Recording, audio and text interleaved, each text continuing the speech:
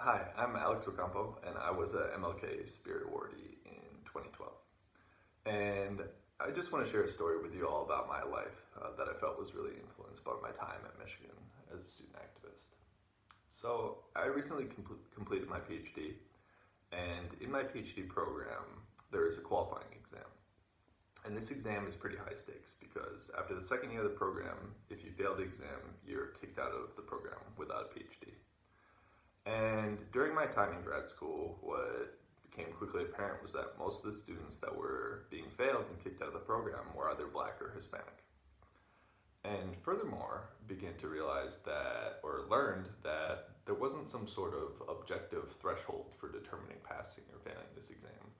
It was actually a group of professors meeting behind closed doors and kind of subjectively determining whether or not a student was fit to continue in the program. And so to me, it was clear there was some sort of racial biases at play.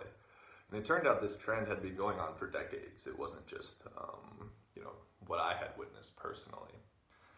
And so, a lot of us realized this or knew about this, but we're afraid to speak up. And I think for legitimate concerns, because either just facing personal backlash, um, you know, being gaslit that they were complaining about individual cases or friends and not some sort of overarching systemic issue or hindering their professional development and connections in the future. And so,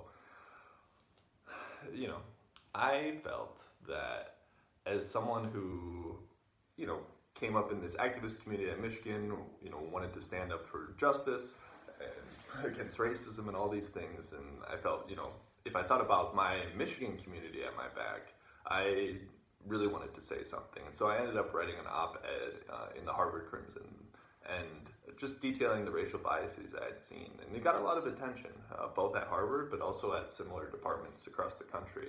So much so that it forced our department to hire a group of external consultants to come in and evaluate racial biases in their processes. So I share this story with you all because no matter where you find yourself after graduation,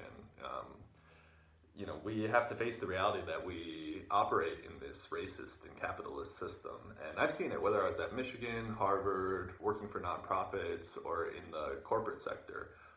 Every institution is a player in it. And I want to encourage you all that while the gears of this system are steadily churning, never be afraid to throw a wrench in those gears and try to make some change. So, good luck.